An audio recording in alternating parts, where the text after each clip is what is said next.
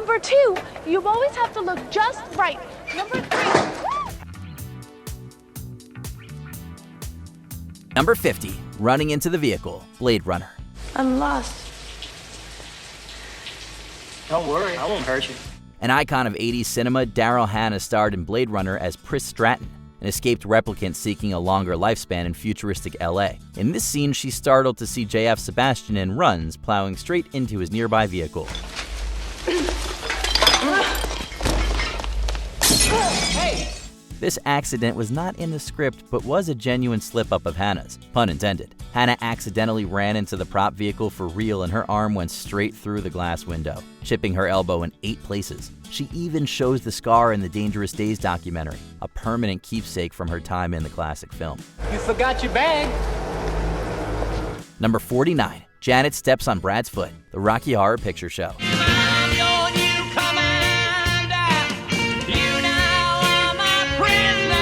Part of the fun of the Rocky Horror Picture Show is pointing out the blatant continuity mistakes and various goofs peppered throughout the film. It's all part of the cheap B-movie charm. One of the best mistakes is found in the climax during the mutiny of Riff Raff and Magenta. Shortly after they burst into the room, Brad and Janet express fear and back away from Frankenfurter. Along the way, Susan Sarandon accidentally stepped on Barry Bostwick's foot with her spiked heel, causing him to visibly grimace in pain. It doesn't last long. The pain that Bostwick experienced is apparent. You can practically hear the scream. Wait! I can explain. Number 48, A Crude Wakeup, The Martian. It's all right. All 25 models for launch will take 414 days to reach Mars. They vary slightly in restoration, and the fuel requirement is nearly identical.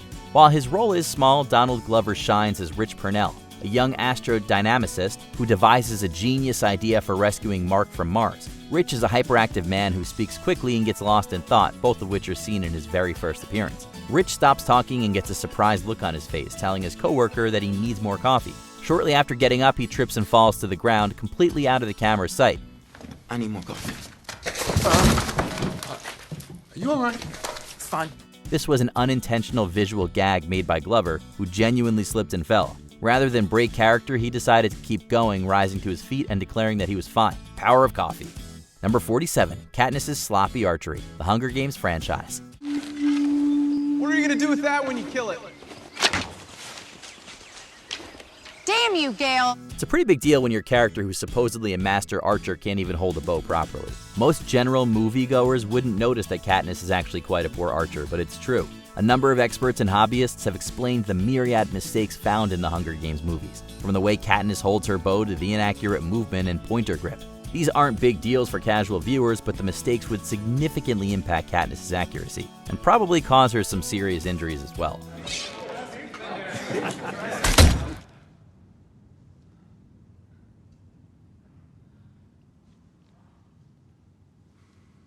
Thank you.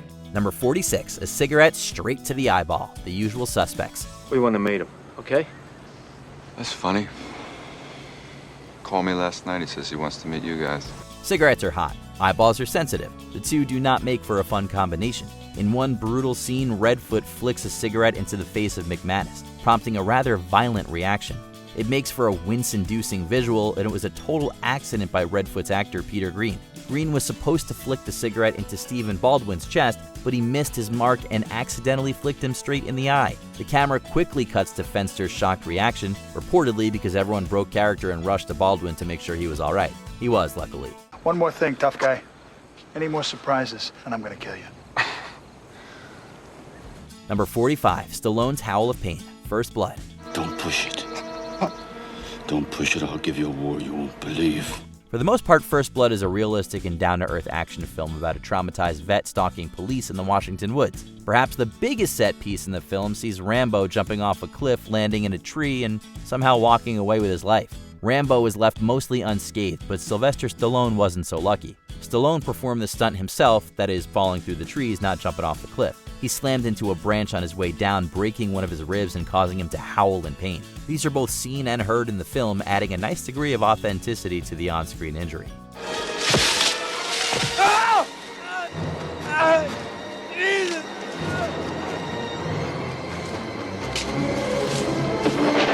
Number 44, Joel Doesn't Get Archery, Addams Family Values. Thank you. We return for another archery mistake, only this one is much funnier. In one scene of Adam's Family Values, Joel is attempting to do archery, but is having some trouble getting the arrow on the bow. One of the counselors gets impatient, prompting Joel to throw the arrow to the ground. Clicker, go! Good try. In reality, this was not Joel, but actor David Krumholtz getting frustrated. Krumholtz was supposed to notch the arrow and shoot it off screen, but he couldn't figure it out and eventually just threw the prop at anger. Krumholtz thought he was going to be in trouble, but the director actually loved the improv and decided to keep it in the movie. Number 43. Sarah Silverman Gets Punched, The Way of the Gun. She's got a big mouth, but she's not kidding. This neo-western was the first movie directed by Christopher McQuarrie, who would later find great success helming the Mission Impossible franchise. What better way to break in a new director than having one actor accidentally punch another in the face? In this scene, Ryan Phillippe's Parker is berated by Silverman, so he gives her a nasty knuckle sandwich. According to Silverman, Phillippe really did punch her, causing her to fall to the ground and giving her a massive welt on her cheek.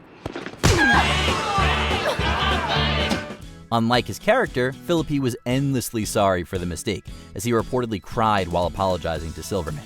Number 42. Eva Green's hair catches on fire. The Dreamers. This is double the length of... Before she was a Bond girl, Eva Green starred in an erotic drama called The Dreamers, playing a young woman named Isabel. In this scene, Isabel leans in to kiss Matthew goodnight and accidentally sends her hair into a nearby candle. The flame instantly lights her hair on fire, prompting both her and Matthew to suffocate the flame with their hands.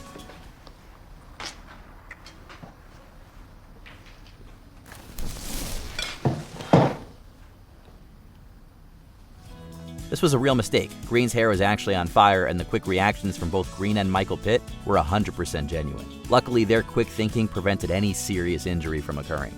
Number 41. Nick the Greek Breaks the Table. Lock, Stock, and Two Smoking Barrels. I don't want to see it after a sample. I don't want to touch it after a sample. I'll leave you in the capable hands of Nathan here. One of Guy Ritchie's most popular films, Lock, Stock, and Two Smoking Barrels is a crime film with a great sense of humor. Enter Stephen Marcus accidentally breaking a glass table. Marcus plays Nick the Greek, a fence who is selling drugs to gangster Rory Breaker. Shortly after rising from his chair, Nick drops a glass onto Rory's table, causing it to shatter into pieces. Do you know what I mean?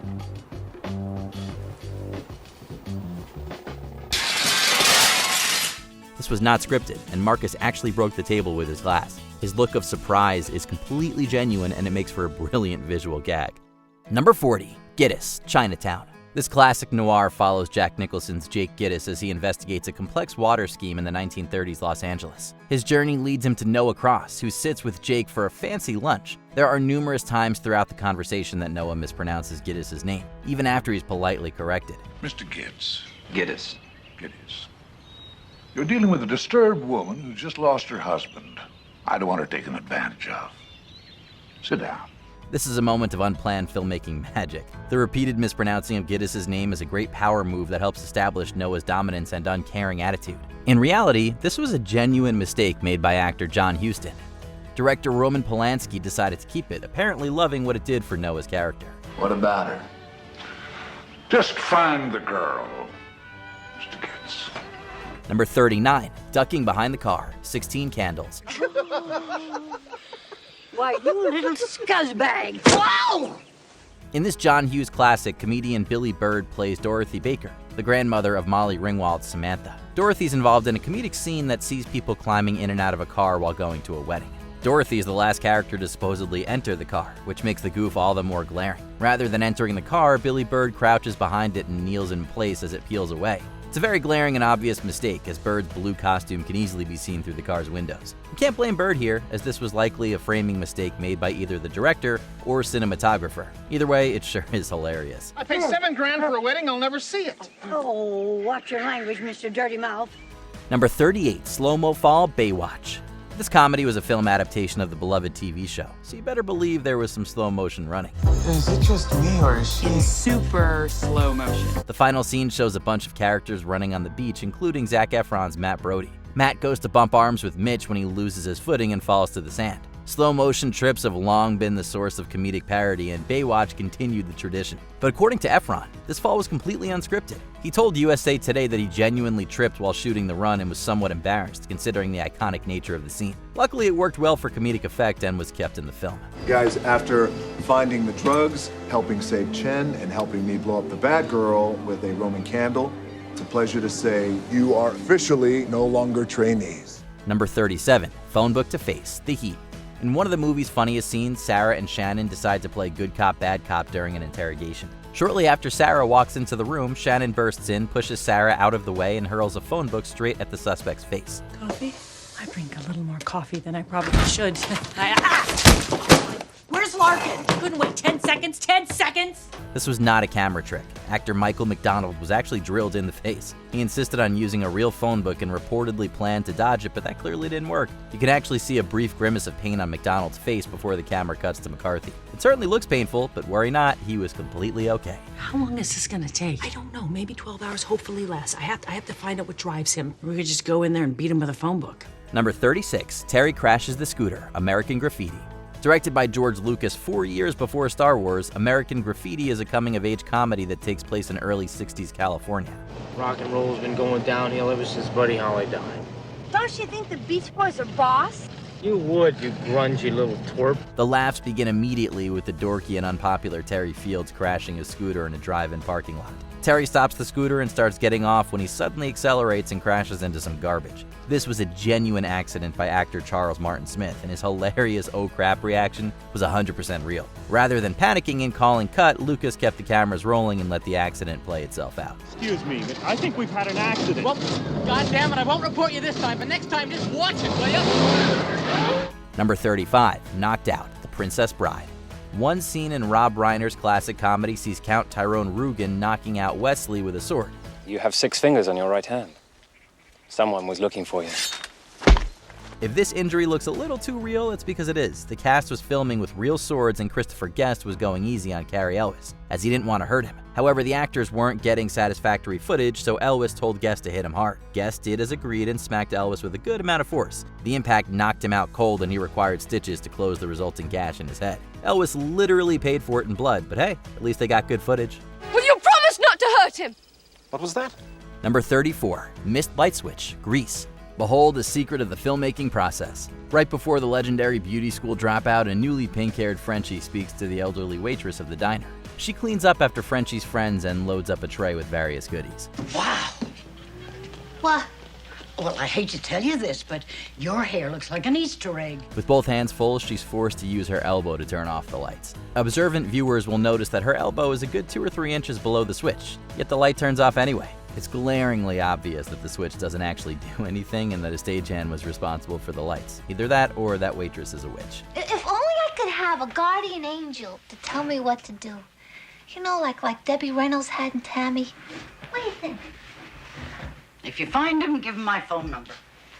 Number 33, Docked Points, Bring It On.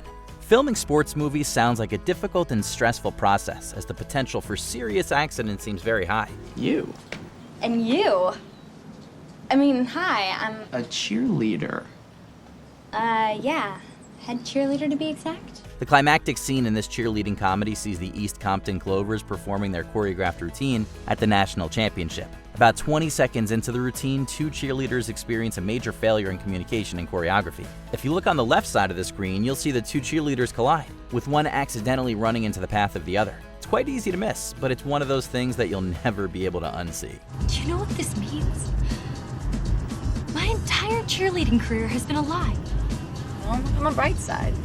It's only cheerleading. Number 32, PC Load Letter, Office Space.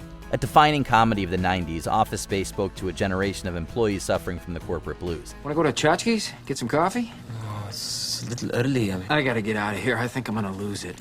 Uh-oh. Sounds like somebody's got a case of the Mondays. One particularly famous scene sees Michael Bolton talking to his friends Peter and Samir when an error message appears on the printer. Michael stops mid-sentence and smacks the printer in frustration, sending the tray clattering to the floor. It's a genius scene, and yet none of it was planned. The printer had run out of paper from previous takes, causing it to beep and interrupt actor David Herman. Herman ran with it and spun comedic gold in the process. Samir, you're missing the point. The point of the exercise is that you're supposed to figure out what you would want to do. If PC load letter. Number 31, Smashing the Mirror, Nightcrawler. This eerie thriller stars Jake Gyllenhaal as Lou Bloom, an opportunistic and manipulative freelance photographer. Will this be on television? Morning news. If it bleeds, it leads. What channel? Whoever pays the most. One highly charged scene sees a stressed out Lou looking at himself in the bathroom mirror. He suddenly screams in frustration and slams the cabinet door closed, shattering the attached mirror. This scream and resulting cabinet banging were apparently improvised by Gyllenhaal, as both he and the director were trying different approaches to the scene. Unfortunately, the breaking glass cut deep into Gyllenhaal's hand and the cut required nearly 50 stitches to close. But Gyllenhaal's a trooper. Not only did he keep his cool, but he finished the scene by walking past the camera and out of the bathroom. I'm just beginning, so praise from someone such as yourself, well, you can imagine that it means quite a lot. Number 30, The Sweeping Extra, Quantum of Solace. This certainly isn't the greatest Bond film, complete with a messy plot and some glaringly evident goofs. When I suggest you leave now, you contact your people and you tell them to check their seals. They have a leak. Do it now, please. This man and I have some unfinished business. It features one of the most iconic on-screen mishaps, and it comes through the form of a sweeping extra. While Bond sits idle on his motorcycle, a man in the background can be seen sweeping the dock. However, the broom is hovering about half a foot off the ground, and we're left wondering how that dock is getting cleaned. This was likely a sound issue, as the noise of the swishing broom would have been picked up by the microphones. This sort of stuff happens all the time in movies. They just don't make it so obvious. Bond, you killed a man in Brigands. I did my best not to. You shot him at point blank and threw him off a roof. I'd hardly call that showing restraint. Number 29, Joaquin Phoenix breaks a toilet, The Master. Did you know it was possible to break a toilet with your feet? Well, Joaquin Phoenix didn't. His character in The Master, Freddie Quell, is thrown in a jail cell and begins acting violently by smashing himself into the bed and destroying the toilet.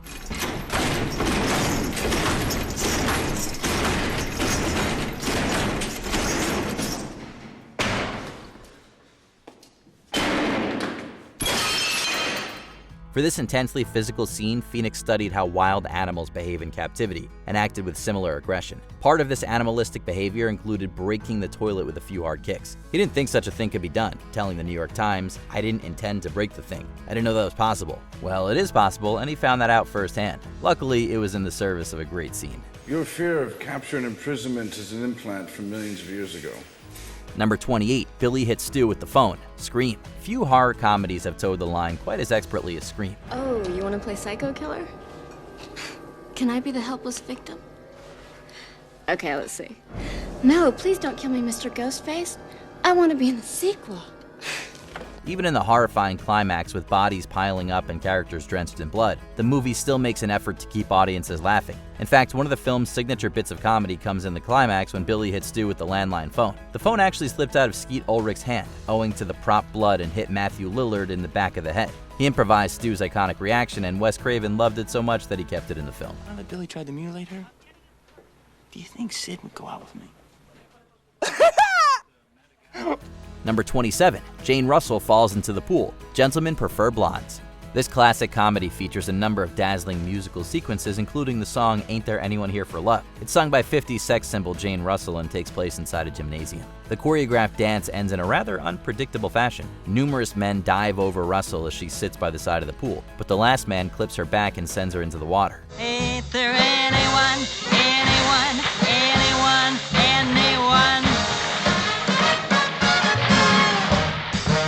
It makes for an endearing if somewhat painful-looking finish, and it was completely unplanned. The dancer, a man named Ed Fury, accidentally slammed into Russell during his dive. He then attempted to claim choreography credit for the failed stunt and was fired as a result. You're one of the Olympic athletes, aren't you? One of them? Sister, I'm the only four-letter man on the team. I should think you'd be ashamed to admit it. What? No, don't say another word. Number 26, Anne Hathaway Slips, The Princess Diaries. Anne Hathaway made her film debut in this 2001 cult classic, playing Princess of Genovia, Mia Thermopolis. Mia has a friend named Lily, and it's while talking with her that an iconic movie goof occurs. Hathaway is walking up and down some bleachers when she slips off the metal and falls with a hilarious little squeak. Number 2, you always have to look just right. Number 3. Hathaway and Heather Matarazzo remain in character. Well, kinda. Hathaway laughs in embarrassment and Matarazzo asks if she's okay. This was a genuine interaction between the two actresses, but it also works for the moment and the characters. It's this type of professionalism that would lead Hathaway to a future Oscar. I love you! Okay, I'm gonna buy you another charm for your charm bracelet. Okay. See you Saturday night! Joe! Number 25, Robin Williams slips, The Birdcage. And speaking of funny falls that were kept in the movie, let's talk The Birdcage. This oft-forgotten comedy stars Robin Williams as Armand Goldman, a gay drag club owner who tries to impress the conservative parents of his son's fiancée. During a hectic get-together, Armand slips on the kitchen floor and comically falls out of frame. Things to do, you don't give me no time to shout. Shut up! It's okay. We're all right. Williams actually slipped, but being the consummate pro that he was, he kept the scene going through his own giggles. Fortunately, the fall works splendidly as a visual gag, and the brief character break from Williams only adds to the manic hilarity. What are you standing there for? Go! Go! She'll be here in a minute. Go! Number 24, Scoffield runs into soldiers, 1917. The attack has been called off. General Ehrenmoor has called off the attack. Boltzmann, we're about to go over. We've got them on the run. If there's one defining image from 1917, it's Will Schofield running across an exploding battleground as soldiers pour from a trench. It's a brilliant cinematic achievement, and it nearly ended in disaster. During the run, actor George Mackay is twice knocked over by extras, but he gets up both times and keeps running. These were genuine accidents, and they resulted in some noticeable errors. The first soldier to hit Schofield lays on the ground and plays dead, and at one point the camera stops and waits for Mackay to catch up. This would have been a nightmare to refilm, so they essentially just ran with it, no pun intended. Luckily, these little errors add to the moment and help aid in the scene's incredible tension. Let me through! Let me through! Can you do it? Get through! I have to see Colonel Mackenzie. I have to stop this attack! Number 23, Kurt Russell breaks a priceless guitar, The Hateful Eight. If you're working with a genuine antique worth lots of money, it's probably best to inform your actor of that fact. Kurt Russell's John Ruth grabs Daisy's guitar and smashes it against a pillar. Music time's over. Whoa! Turn around. This was an actual guitar dating from the 1870s that was lent to the production by a museum. The guitar was supposed to be replaced by a smashable prop, but for some reason the real guitar was kept in, resulting in complete destruction. Jennifer Jason Leigh's shocked reaction is real, and she clearly looks off camera toward the crew. There's even an awkward edit when it cuts to the other angle as if filming was stopped to allow everyone to compose themselves. That's the one you like to sing in the stagecoach, huh? Yeah. It's kind of pretty. Number 22, a young extra covers his ears, North by Northwest. Working with loud noises must be very hard, even for the pros.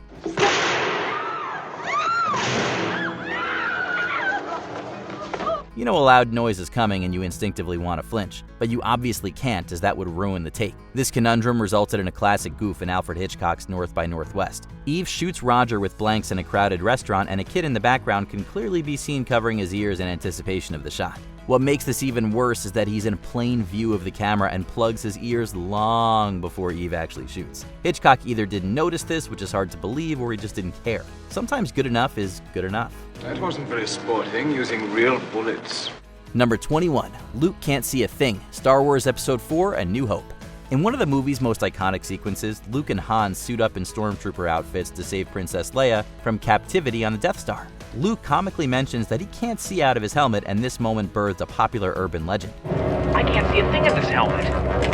The story goes that Mark Hamill said this to Harrison Ford, not knowing that the cameras were rolling. This is a half-truth. Hamill clarified on Twitter that the line was indeed ad-libbed, but that he knew they were shooting at the time. Regardless, George Lucas loved the line, incorporated it into future takes, and eventually put it in the finished film. The Force will be with you, always. Number 20, Spit Take, Fast and Furious 6. Spit takes are usually reserved for wacky sitcoms, so it's always great to see a genuine spit take in the wild. A fantastic one can be seen in Fast and Furious 6. When Hobbs arrives at the barbecue, Roman makes a jab about hiding Mia's baby oil. Hey, Mia, you better hide your baby oil. I'm just playing. You better hide that big-ass forehead. Dwayne Johnson was not supposed to respond to this, but he improvised a line about Roman's big-ass forehead instead. This caused Ludacris to crack up, resulting in a genuine spit take that was captured on camera. Luckily, the take could be used in the movie as Tyrese Gibson stayed in character and dejectedly responded to Johnson's jab. I was just joking. Whatever. Number 19, Ask Me Again, Almost Famous. Sometimes mistakes result in great character moments. I'm gonna live in Morocco for 1 year. Such is the case in this scene between Patrick Fugit's William and Kate Hudson's Penny Lane. Do you wanna come? Yes. Penny asks William if he'd like to go to Morocco with her, and he responds in a somewhat awkward manner. He then says, "Ask me again," and this time he responds with a far more enthusiastic yes. Ask me again. Do you wanna come? Yes. According to director Cameron Crowe, this interaction was a blooper, as Fugit asked Hudson to repeat her line so he could give a better take. Crowe loved the interaction so much he decided to leave both takes in the movie, resulting in a wonderful bit of character work. A great director knows when they have magic on their hands. Number 18. Star-Lord drops the Infinity Stone. Guardians of the Galaxy. The MCU is full of terrific casting, but Chris Pratt in the role of Star-Lord is particularly inspired. See, that's exactly why none of you have any friends. 5 seconds after you meet somebody, you're already trying to kill him. And as in Parks and Recreation, Pratt's improvisation and blunders only add to his character. In the scene involving the Collector, Star-Lord fumbles the orb and drops it on the ground. According to James Gunn in the audio commentary, this was a complete accident, as Chris Pratt actually fumbled the prop. But rather than laughing, Pratt decided to pick it up and play it off, and Gunn loved it so much that he kept it in the movie. It was a happy accident, and a perfect example of Star-Lord's lovably goofball nature. There's a little pee coming out of me right now. Number 17. Al Pacino trips over a garbage can. Scent of a Woman. Al Pacino won an Academy Award for his role as the blind Frank Slade, a retired and irritable lieutenant colonel. I'm tired, Charlie. I'm tired. Pacino undertook meticulous research for the role, which included meeting with members of New York's Associated Blind. He also met with the Lighthouse Guild, who taught him techniques that blind people use to perform everyday tasks. In order to simulate his character's blindness, Pacino never allowed his eyes to focus. Because of this, he accidentally ran into a garbage can while filming on the street. Colonel? Shit, right? How are you doing? The actor stayed in character and the blooper was kept in the movie, adding to the realism of his performance. What are you doing? What is you stand up? Come on. I'm tired, Charlie. Number 16. Fart. Rainman. Rainman is one of the most memorable films of the late 80s, thanks in large part to the electric chemistry between Dustin Hoffman and Tom Cruise. Is that Ray? Just please, just one little second. It seems like they got along well behind the camera as well, as Hoffman was comfortable enough to let loose in an enclosed phone booth with Cruise. Yeah, Charlie Babbitt, I'll hold. Fart.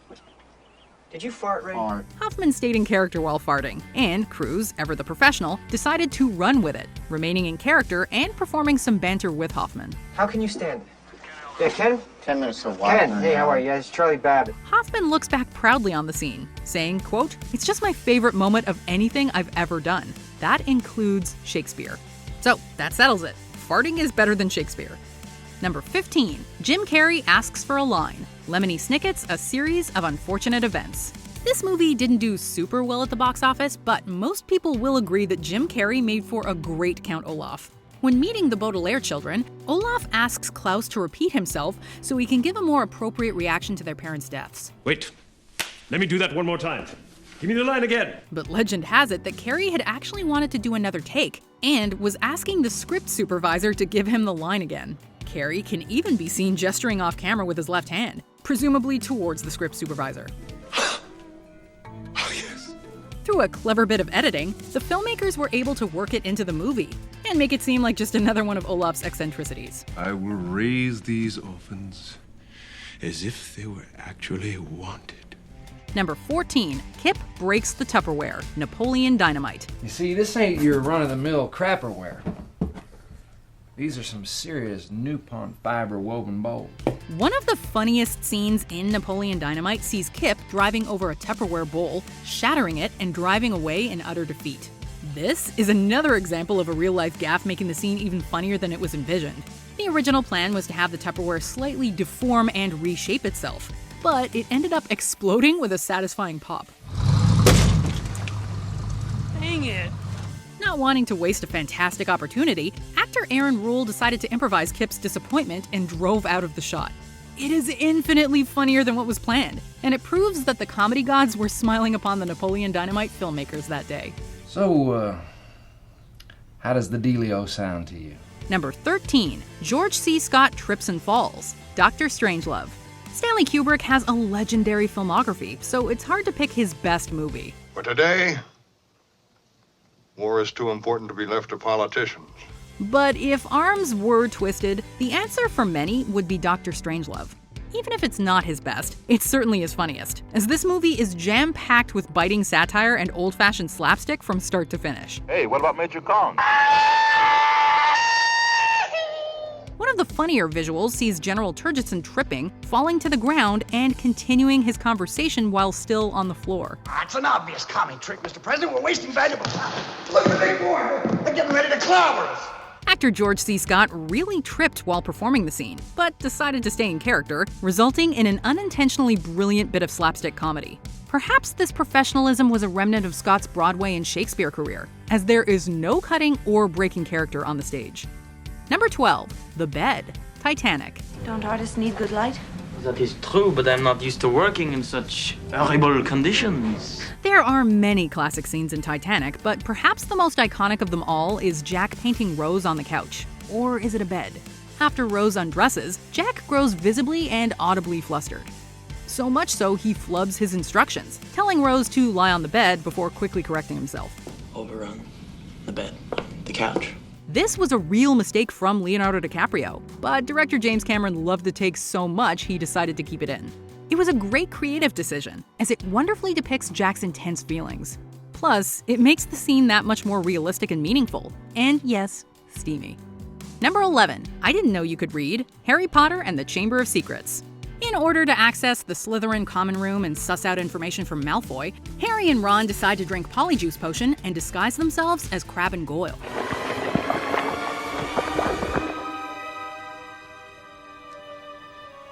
Unfortunately, Harry forgets to take off his glasses, leading Malfoy to question why Goyle is wearing them. When Harry explains that he was reading, Malfoy offhandedly remarks that he didn't know Goyle could read. Why are you wearing glasses?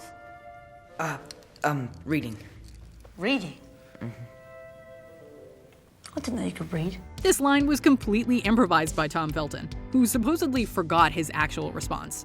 Jason Isaacs, who plays Felton's fictional father Lucius, claims that improvisation was welcomed on set, and that it often led to many great interactions. They're an embarrassment to the wizarding world. All of them. Number 10, Dallas and Sherry, The Outsiders. The Outsiders is a pretty heavy story, but it is punctuated with moments of levity. This is one of those moments. While putting the moves on Sherry, Dallas accidentally falls out of his chair and is laughed at by both Ponyboy and Sherry. Are you real?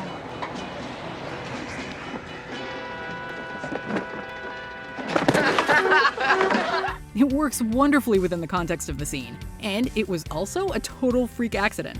Matt Dillon actually fell out of his chair, and the laughs from C. Thomas Howell and Diane Lane were genuine. In fact, you can totally see Howell glance off camera towards the crew, presumably expecting the director to cut. Luckily, they decided to keep rolling, and Lane can be seen trying to contain her laughter as Dillon continues as planned.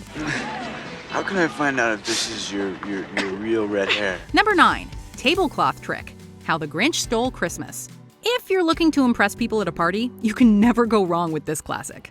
That is, unless you do it wrong. Now for those who's inviting me down now on such short notice. Ripping a tablecloth off of a table without disrupting any of the place settings is an art form. People work very hard at mastering this trick. But what would I wear? And here's Jim Carrey doing it flawlessly without even meaning to. The script reportedly called for the Grinch to simply yank the cloth off the table, but Carrey accidentally performed a flawless tablecloth trick in the process. Rather than just leaving it at that, Carrey ran back and cleared the table the old-fashioned way.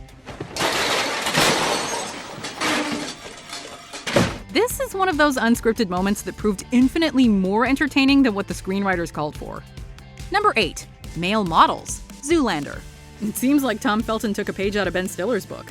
Whenever you forget your line, just make up something funny. When Derek Zoolander asks David Duchovny's J.P. Pruitt why male models are being used as assassins, Pruitt embarks on a long and detailed explanation. So why male models? It seems like Zoolander is understanding perfectly. That is, until Pruitt finishes his explanation and Zoolander asks the exact same question. But why male models? Stiller had actually forgotten his next line and decided to just ask the question again. Duchovny rolled with Stiller's ad-lib and improvised his own response to Zoolander's dim-witted question. You serious? I just told you that a moment ago. Right. Number 7, Bart's Laugh, Blazing Saddles. When you put Cleavon Little and Gene Wilder on the screen together, you get pure movie magic. You looking for this? Blazing Saddles is widely regarded as one of the funniest movies ever made, even though it is unapologetically vulgar and provocative. You gotta remember that these are just simple farmers. One of the funnier scenes involves Wilder's character, the Waco Kid, talking about morons. It's very obvious that Little is desperately trying to contain a smile throughout the entire scene, but Wilder's morons line proves too much, and he breaks character with a genuine laugh. The common clay of the New West. You know. Morons. It's weirdly warming to see such a genuine reaction from an actor. Comedy directors should leave character breaks like this one in the film more often. Number 6. Bonk! Willy Wonka and the Chocolate Factory. Speaking of Gene Wilder, he intentionally messed with Paris Themin while filming the pure imagination sequence of Willy Wonka. The children had been instructed not to pass Gene Wilder on the steps. So, Mike TV's look of regret and hesitation is very real. But the movie's best mistake doesn't come from Wilder, but rather Aubrey Woods, who plays Bill the Candyman. Separate the sorrow and collect up all the cream, the Candyman. Willy Wonka can. During the Candyman song, Woods absolutely pegs a little girl in the chin while raising the counter. The young actress visibly recoils from the brutal uppercut she's just received, but she carries on and continues the scene as rehearsed. What a pro. Number 5. Farting, The Usual Suspects. Farting plus a long day of shooting equals unstoppable giggles. All right, you all know the drill. When your number is called, step forward and repeat the phrase you've been given. The famous lineup sequence from The Usual Suspects was supposed to be serious and dramatic, but Benicio del Toro kept farting and cracking everyone up. According to Kevin Pollak on the special edition DVD, Del Toro had been farting for 12 straight takes, and the actors were getting giddy. Number 3, step forward.